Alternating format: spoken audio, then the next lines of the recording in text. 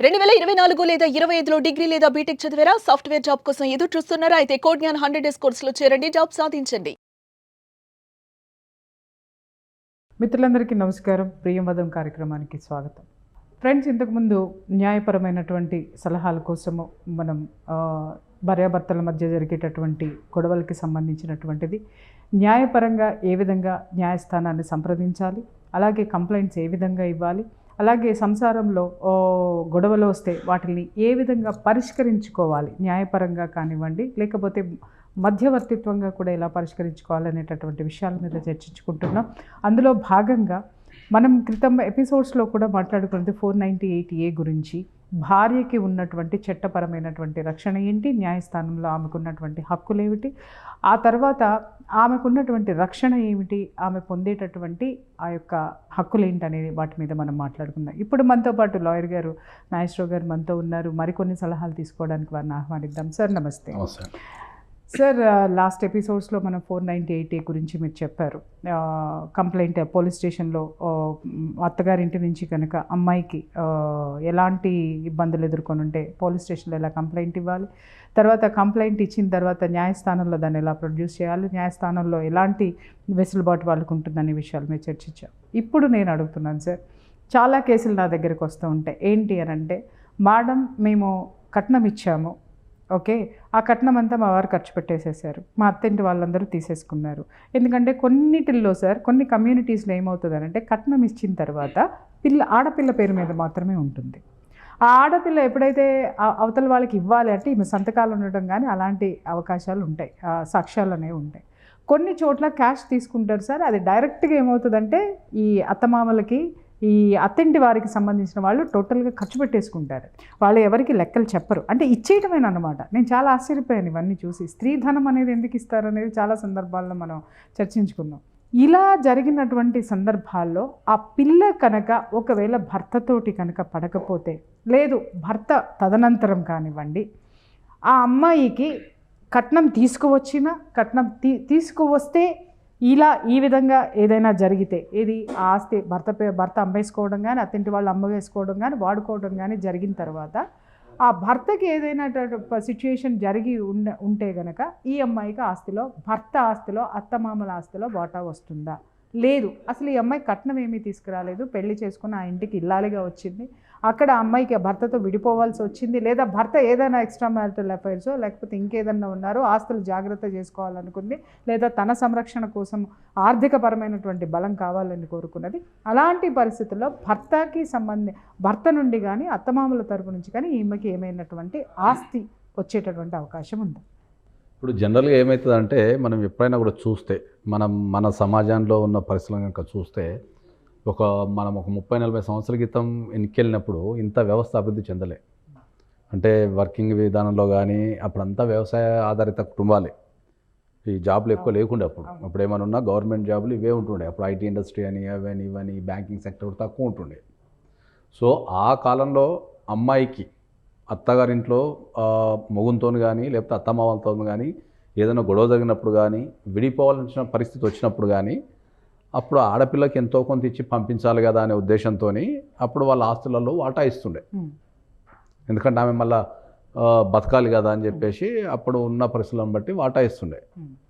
మనం ప్రధానంగా చెప్పేది ఏంటంటే, జనరల్గా అయితే మనకు భారతదేశంలో మహిళలకు ఎక్కడ కూడా భర్త ఆస్తిలో కానీ లేకపోతే అత్తామామల ఆస్తిలో కానీ ఎక్కడ కూడా వాటా అడిగే హక్కు లేదు, చట్టమే లేదు భారతదేశంలో. ఏం చెప్తున్నారు సార్? అవునండి. ఆడపిల్ల తెచ్చిన కట్నమేమో వాడుకోవడానికి హక్కు, భర్తకి హక్కు ఉంటుంది, కానీ భర్త సంపాదన మీద, ఎందుకంటే పుట్టింటిని వదిలేసి వచ్చి సంసారం చేసి పిల్లల్ని కనిచ్చి ఇంత చేసినటువంటి ఆడదానికి భర్త ఆస్తిలో హక్కు లేదు అనడం ఎంతవరకు సమంజసం సార్? అదే, ఇప్పుడు భర్త వల్ల ఏదన్నా ఇబ్బంది ఎదురైతే ఆమె మెయింటెనెన్స్ వేసుకోవచ్చు, లేకపోతే భర్తతో విడిపోతే ఆమె ఇన్ని రోజులు ఇప్పుడు మీరు చెప్పిన అన్నిటికీ ఆమె అలిమోని అడిగే అవకాశమే ఉంటుంది.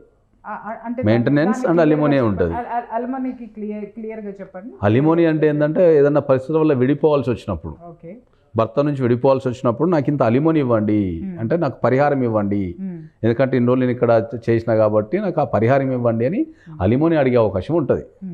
తర్వాత ఒకవేళ భర్తతో ఉన్నప్పుడు ఆయన సరిగ్గా చూసుకోకపోతే మెయింటెనెన్స్ అడిగే హక్కు ఉంటుంది. అంటే నన్ను సాదాల్సిన బాధ్యత భర్త మీదనే ఉంటుంది కాబట్టి నా ఖర్చులు కానీ, నా తిండి కానీ, నా బట్టలు కానీ నాకు ఇవ్వండి అని అడిగే హక్కు ఆమెకు ఉంటుంది. సో ఇక్కడ 3 విషయాలు ఉన్నాయి మనకు. ఒకటి, భార్య భర్త నుంచి మెయింటెనెన్స్ అడగచ్చు. రెండోది, అలిమోని అడగచ్చు. విడిపోయే టైంలో నాకు ఇంత లాస్ జరిగింది కాబట్టి పరిహారం అడగచ్చు. మూడోది, ఒకవేళ ఆమె కనుక ఇంతకుముందు మీరు చెప్పినట్టు స్త్రీధనం కనుక అత్త అమ్మ నాన్నల నుంచి పుట్టించిన తెచ్చుంటే దాన్ని రికవరీ చేసుకోవచ్చు. రికవరీ చేసుకోవచ్చు. సాక్ష్యాలు ఉండవే అంటే ఇప్పుడు ఉన్న మనం ఎట్లా దాని సాక్ష్యాలను బట్టి ఎట్లా ప్రూవ్ చేయాలని చూడాలి.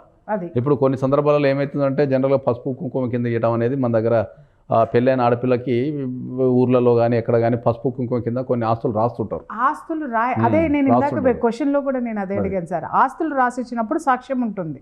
ఎందుకంటే అది అమ్మాలన్నా కొనాలన్నా ఈమె సంతకం కావాలి కాబట్టి తాకట్టు పెట్టాలన్నా అక్కడ ఆ సాక్ష్యం అనేది ఉంటుంది.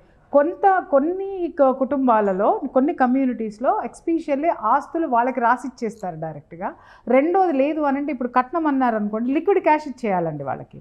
ఇంకొకళ్ళు ఏంటంటే చాలా నా దగ్గరకు వచ్చేటటువంటి కేసులు సార్ లిక్విడ్ క్యాషే తీసుకుంటున్నారు. లిక్విడ్ క్యాష్ తీసుకుంటున్నారు, మాంగారు అప్పులు తీర్చేసుకుంటున్నారు, లేదా మరిది గారికి ఇంజనీరింగ్ చదువులో, లేకపోతే ఆడపడుచు పెళ్ళిళ్ళలో, లేకపోతే ఆడపడుచు పిల్లలకి పెళ్ళిళ్ళలో, ఇంకా ఇట్లా వాళ్ళ అవసరాలకి భయంకరంగా వీళ్ళని వాడేసుకుని ఆ లిక్విడ్ క్యాష్ అనే దానికి సాక్ష్యం లేదు సార్. దీన్ని ఎలా ప్రూవ్ చేస్తాం? అయితే జనరల్గా ఏమవుతుందంటే మన భారతదేశంలో ఎప్పుడైనా లిక్విడ్ క్యాష్ ఇచ్చినప్పుడు ఎప్పుడైనా మీరు పాతకాలంలో, అంటే ఇప్పుడు అంటే లేదు కానీ కొద్దిగా మనకు పెట్టుబోతులప్పుడు కానీ లేకపోతే ఎంగేజ్మెంట్ అప్పుడు కానీ ఈ లిక్విడ్ క్యాష్ ప్లేట్లలో పెట్టి ఫోటోలు తీసుకుంటూ ఉంటారు. అంటే అప్పుడు చట్టం లేదు కాబట్టి పెళ్లిళ్ళలో ఏదైనా బంగారం పెట్టినప్పుడు కూడా అవన్నీ పెళ్లిలో పెట్టేటప్పుడు ఒక్కొక్క ఆభరణం పెట్టేసి వాటి ఫోటో తీసుకుంటుంటాం మేము పెట్టినామని ఒక సాక్ష్యం కింద. రెండోది ఏంటంటే మ్యాట్రిమోనల్ ఇష్యూస్లలో ఏమైందంటే ఇది సాటుమాటుగా జరిగే వ్యవహారం కాదు ఎప్పుడు కూడా.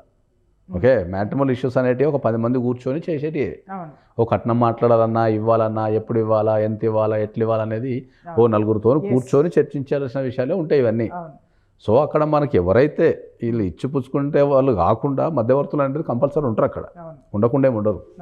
సో ఏదన్నా మనకు ఇలాంటి ప్రాబ్లం ఎదురైనప్పుడు ఏంటంటే మధ్యవర్తుల్ని మనం సాక్షుల కింద తీసుకొచ్చేసి మనం కోర్టులో చెప్పిస్తే మనం రికవరీ చేసుకునే అవకాశం ఉంటుంది. కొన్ని కేసులు ఉన్నాయి సార్, మధ్యవర్తులు కూడా దాటవేసేటటువంటి ఇష్యూస్ నా దగ్గరికి ఈ మధ్య చాలా వస్తున్నాయి. మధ్యవర్తులు రాకపోవడం కానీ, లేకపోతే వాళ్ళు ఏమంటారు అని అంటే పెళ్లి చేసామమ్మా ఇంకా మాదేం బాధ్యత ఉంది, కోర్టుల చుట్టూ ఎవరు తిరుగుతారు, మాకు సంబంధం లేదు అని చేతులు దులిపేసుకునేటటువంటి సిచ్యువేషన్స్ చాలా ఎక్కువ ఉన్నాయి సార్.